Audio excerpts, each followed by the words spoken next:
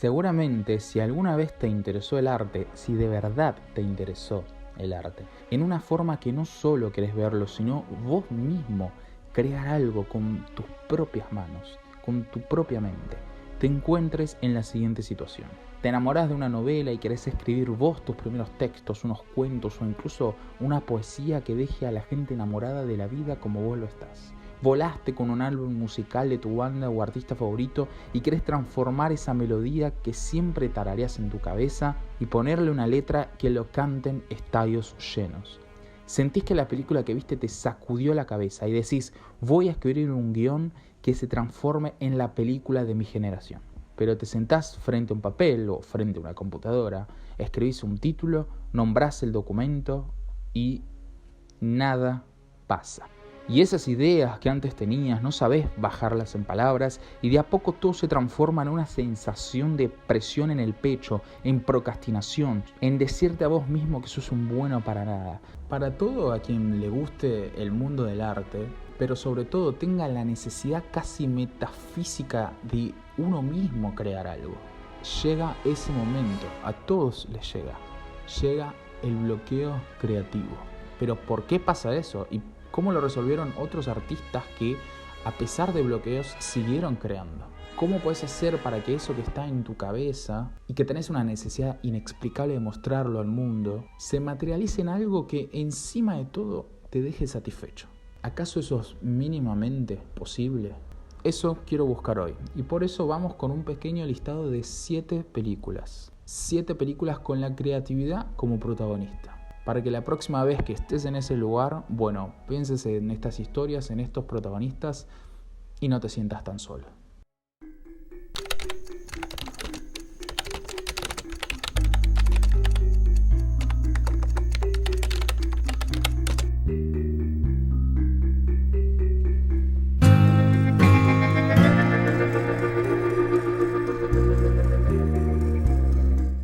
¿Es quizás esta película la película de bloqueo creativo por excelencia? Bueno, creo que sin dudas es una de ellas. Pero esta película, guionada por Charlie Kaufman, es sin dudas una de las más creativas. Y eso que la premisa o el camino parece bastante simple. A ver, en cualquier libro sobre procesos creativos siempre te van a decir que escribas lo que sea. Incluso si no se te cae ni una sola idea, no importa, escribí justamente eso, que no se te está cayendo ninguna idea. Y esta película es eso mismo, pero llevado hasta sus últimas consecuencias. Una historia en donde está casi literal un proceso creativo de su propio creador, Charlie Kaufman, quien se desnuda completamente, en el sentido figurado.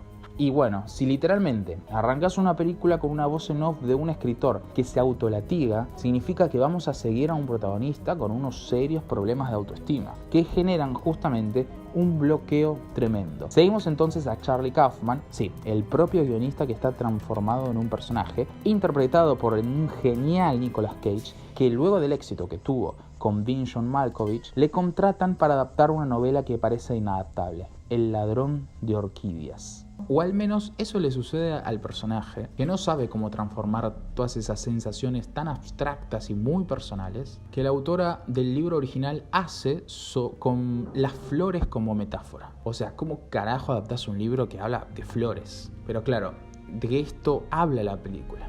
No es solo sobre flores, no radica ahí el tema. El tema es la humanidad oculta que hay detrás de todo eso. ¿Qué es lo que hay que descubrir? Ahí es lo sustancioso.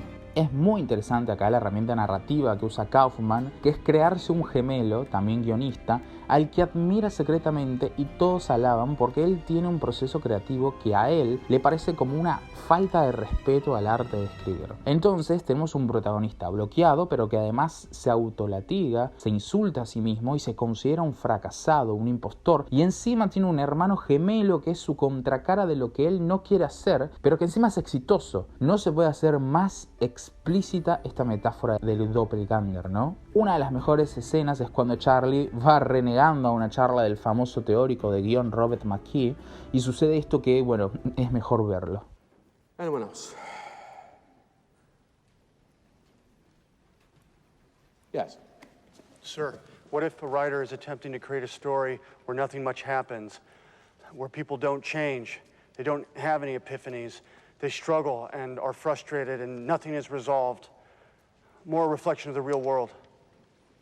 The real world? Yes, sir. The real fucking world. First of all, you write a screenplay without conflict or crisis, you'll bore your audience to tears. Secondly, nothing happens in the world? Are you out of your fucking mind? People are murdered every day. There's genocide, war, corruption. Every fucking day, somewhere in the world, somebody sacrifices his life to save somebody else. Every fucking day, someone somewhere takes a conscious decision to destroy someone else. People find love, people lose it. For Christ's sake, a child watches a mother beaten to death on the steps of a church. Someone goes hungry. Somebody else betrays his best friend for a woman. If you can't find that stuff in life, then you, my friend, don't know crap about life. And why the fuck are you wasting my 2 precious hours with your movie? Luego de esto, y en una charla más tranquila, McKee le dice a Nicolas Cage que encuentra un final. Con un buen final todo irá bien. Y la película ahí toma un volantazo increíble, pero que sin embargo encuentra anteriormente distintos elementos sutiles que nos demarcaban ese camino. Y acá no quiero decir nada más para no spoilear a quien no la haya visto, pero si estás en un bloqueo creativo, sin dudas, Adaptation me parece una obra donde a partir de una situación tan explícita como encontrarse puteándose a sí mismo frente a una pantalla blanco, frente a una hoja en blanco en este caso, se hizo una película que sirve de reflejo de muchos artistas bloqueados que se encuentran por ahí. El aprendizaje, crear requiere sanar heridas de uno mismo. Y el arte está para eso. Pero ¿qué pasa si para superar un bloqueo creativo decidís aislarte de todos?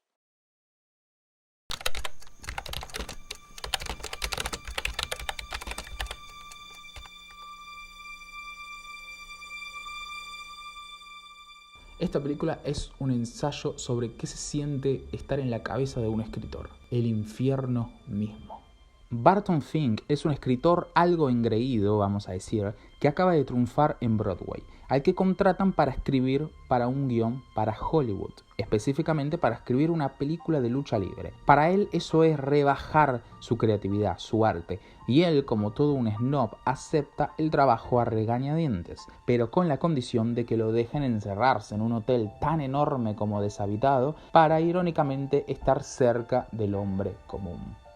El hotel es la representación simbólica de la cabeza, de la mente de Barton, que tiene un fuerte bloqueo que lo hace encontrarse con personajes extraños y situaciones bizarras que van encima escalando en peligro, hasta llegar a un final sin dudas, a un final enigmático, de esos que tienen múltiples interpretaciones. Esta historia es guionada por los hermanos Coen, escrita mientras ellos mismos se encontraban en un bloqueo creativo al tratar de terminar el guión de la película Miller's Crossing. Y con la necesidad de alejarse un poco de esa historia para poder desbloquear un poco, se encerraron 3 semanas en un hotel y a pura escritura neurótica crearon al personaje de Barton Fink. Y esa neurosis se refleja muy bien en esta película, que a su vez retrata excelente esa contradicción del artista entre aislarse en su propio ego de creador y la necesidad de rodearse de personas también para alimentar ese mismo ego.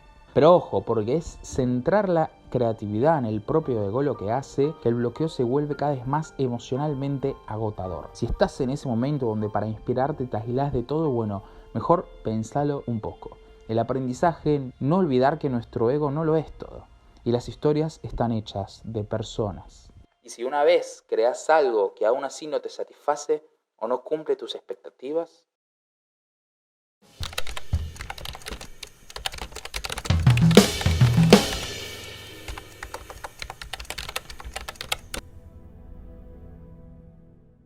ahora sí, ¿te imaginas que ya hiciste alguna obra artística que le gustó a la gente y pasa el tiempo pero renegás de esa obra y querés hacer algo que sea mejor, que te represente mejor? Y la misma voz en tu cabeza que antes no te dejaba ni pensar, ahora te recrimina y te trata de fracasado, te habla de lo podrido del público y de que el arte actual está devaluadísimo. Y entras en un rosqueo que solo se acumula y la voz no deja de perseguirte.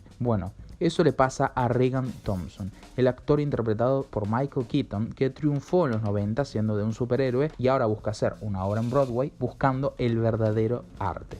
Ojo que aún estoy hablando del personaje, no del actor. Birdman, dirigida por el mexicano Alejandro Iñárritu, es una película que basa su narración en la neurosis de su protagonista y lo demuestra muy bien al ser contada en un único plano secuencia, desde que comienza hasta que termina la película. Un plano secuencia que acompaña de forma literal la persecución interna del protagonista. Al igual que en Adaptation, esta es una película para cuando ya estás haciendo cosas artísticas, creativas, pero aún así te encontrás autosaboteándote.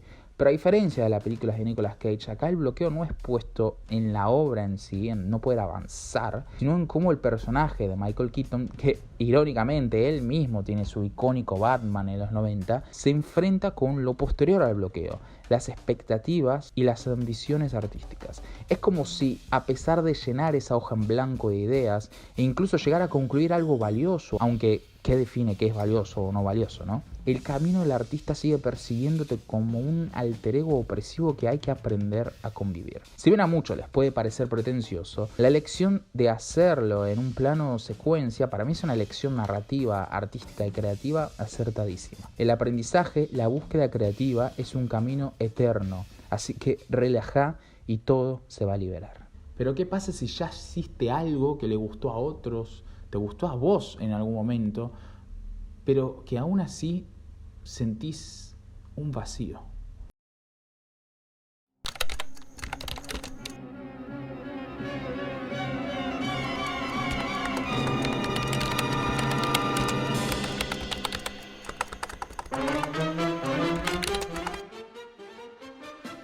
¿Es quizás 8,5 la película sobre el narcisismo y el bloqueo creativo por excelencia? Seguramente sí. En 1963, Federico Fellini, que ya era un cineasta reconocido del cine europeo, hizo lo que podemos llamar una película totémica y una de las más personales del director, que tan solo unos 3-4 años atrás había hecho otra histórica película como lo fue La Dolce Vita. 8,5 no es exactamente sobre estar bloqueado y que no te salga ni una palabra. No es cuando tu ego te absorbe o necesitas de validación.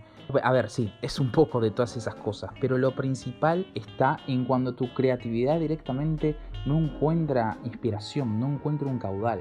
Y no hay nada peor que un bloqueo que la depresión que le sigue a la pérdida de la pasión, de eso que en primer lugar te llevó a crear. Sin dudas, es una de las películas más personales del director italiano, porque el personaje interpretado por Marcello Mastroianni es claramente un alter ego del mismo Fellini, un director que está en el medio de un proyecto de una película que se ve atascada e encontrándose además en una profunda crisis de inspiración. Intentando escapar emocional y mentalmente, su vida se mezcla con ficción, sus pendientes de la vida, las relaciones frustradas y fantasías surrealistas fusionadas con sueños o recuerdos que hacen del relato de un director bloqueado creativamente una película que funciona como sátira de la industria y el ego del artista. Ya la película arranca con una escena muy simbólica, un POV de un conductor que comienza a verse rodeado por un atasco de tráfico y observado por todos, para luego ahogarse con su propio aliento y encontrar la escapatoria volando hacia el cielo. Pero esa necesidad de escapar de repente se encuentra con alguien que nos quiere traer a tierra. El público argentino de este canal seguramente escuchará el soundtrack y ya sabrá a quién les hace recordar. El aprendizaje, podés estar bloqueado o que no te caiga ninguna idea, es normal, pero lo importante es que no tenés que dejar que se apague la llama de la pasión. ¿Cómo podés hacer para aprender esa llama? Seguramente un primer gran paso es seguirme en mis redes sociales, mi Instagram y mi TikTok, Cine Entusiasmo, cine.entusiasmo. Búscame como Cine Entusiasmo y me encontrás. Y claro, suscribiéndote a este canal. Y si ya estás suscrito, dale me gusta, comentá cómo vos buscás desbloquear tu creatividad o qué te gusta hacer para no apagar la llama creativa. Dale, no seas cagón, no vas a dejar que la llama de este video se apague.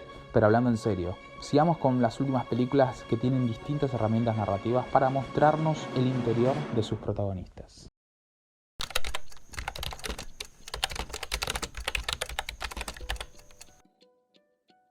Esta película puede sin dudas definirse como esa sensación en donde te encontrás durante pleno invierno encerrado y en un momento decís salir un poco a tomar aire y el sol, ese sol de invierno te pega directo en el rostro y sentís el calor del invierno en tu cara. Esta es la clásica historia de un personaje que en medio de una vida rutinaria se encuentra con un yo que nunca cumplió sus sueños, que se vieron frustrados o más bien frenados por circunstancias de la vida. Y ante una situación que le mueve los cimientos y puede llegarle a cambiar la vida, toma, valga la redundancia, protagonismo sobre él mismo y sus decisiones. Dirigida y protagonizada por Ben Stiller, La vida secreta de Walter Mitty es una película subestimada para mí, pero realmente es muy bella, una comfort movie con todas las letras, sin bajarle el precio a las comfort movies, benditas sean las comfort movies, porque tiene buenos personajes, una linda cinematografía, es graciosa y gramática en ambas dimensiones, sin ponerse ni muy absurda ni tampoco muy solemne. Es una de esas películas que te acarician el alma, sobre todo con un guión bien redondito que tiene, por cómo une acciones y personajes, pero sobre todo por el camino de reencuentro emocional que tiene el personaje de Walter Mitty.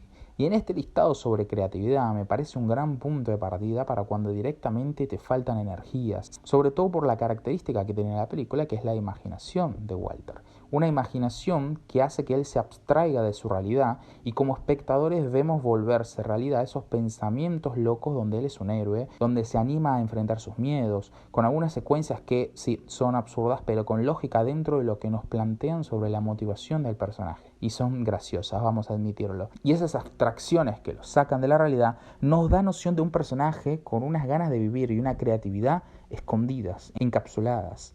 Pero a medida que avanza la película y que Walter se anima a dar saltos de forma metafórica y literal, esos momentos se van haciendo más pequeños, pero es porque comienzan a suceder de verdad. La película nos anima entonces a darle bola a nuestra creatividad, a nuestra imaginación y de una u otra forma dar esos pequeños saltos. Eso requiere conocimiento de uno mismo, que él los va aprendiendo en el camino. Y la película también tiene eso, todo es un camino. Hay una escena particular que a mí me gusta mucho y es hacia el final de la película. Y si no la vieron, bueno, voy a pegar un mini spoiler por unos 2-3 minutos, así que salten el video a la siguiente película. ¿Preparados? ¿Listos? Salten, ya avisé. Bueno, ahí va.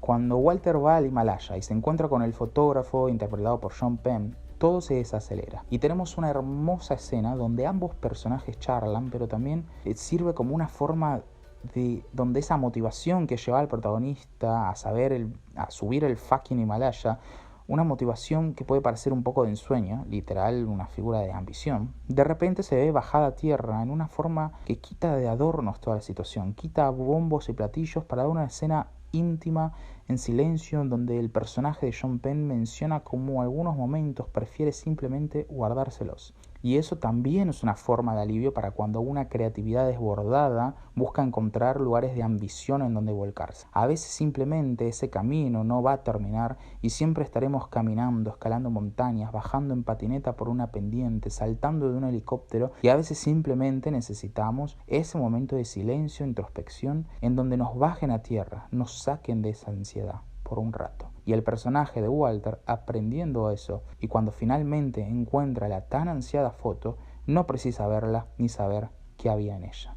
En fin, es una película muy linda, quizás para algunos pueda llegar a ser cursi, pero es una gran forma de poder jugar un poco con nuestra imaginación. El aprendizaje, lo desconocido, da miedo, y da mucho miedo, pero ese vértigo es parte del proceso, así que permítitelo. ¿Y si lo que te rodea no es tan interesante?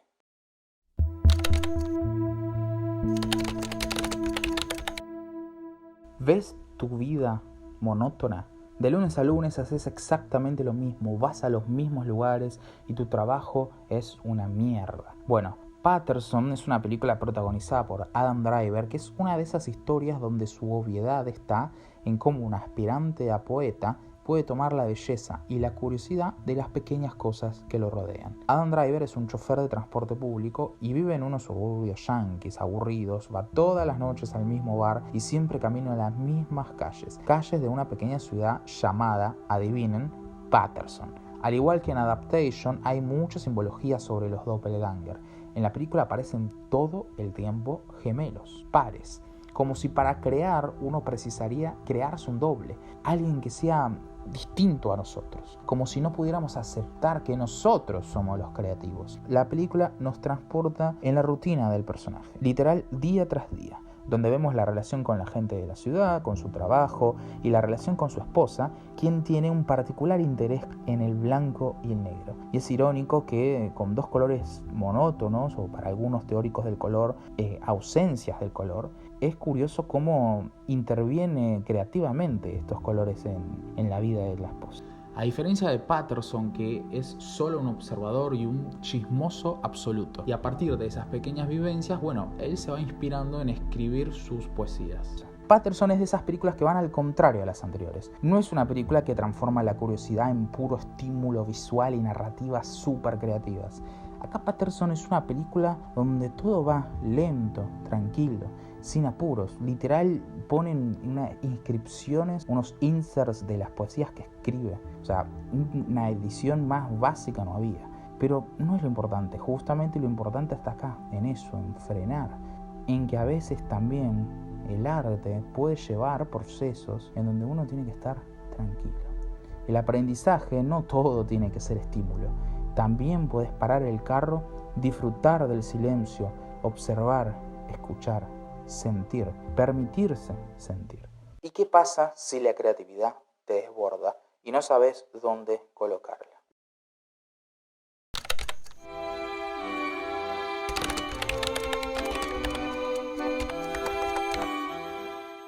Esta película francesa de comienzos del nuevo milenio es una historia que refleja la creatividad reprimida de su protagonista en todo lo que la rodea. Y no lo hace como con Walter Mitty, que deja volar su imaginación de forma escondida, pero en la realidad es un fracasado. Y tampoco sucede como se hace en Patterson, que contempla en silencio, sino que la narrativa de la película, tanto la forma dramática como la visual, está fuertemente vinculada a la visión de la vida de Amélie, a la visión que ella tiene sobre la vida.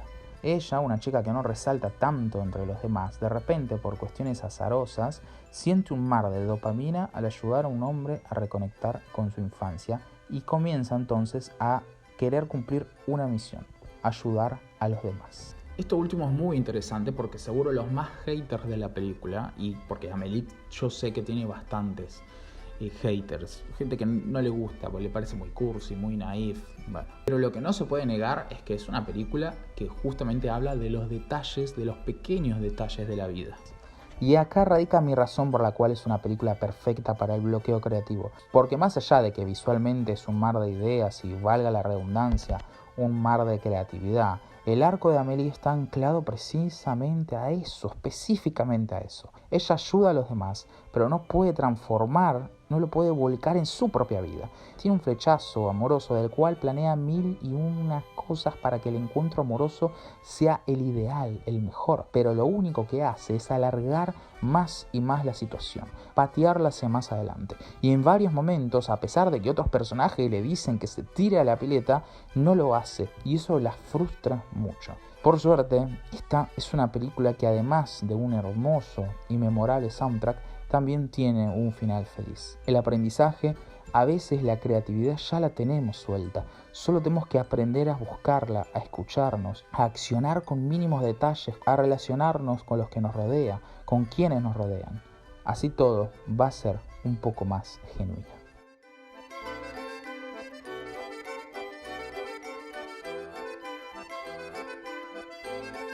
Bueno, gracias a todos por llegar al final del video. En el anterior que subí sobre un poco hablando del problema de nuestra generación y hablando de la película La peor persona del mundo, que si no lo vieron lo puedo dejar por acá. Fue un video que le fue bastante bien, un video encima que era cargado, vamos a decirle, y por eso quería hacer algo un poco más liviano para la gente nueva que fue llegando, e inclusive también algo liviano también para mí, para no editar tanto.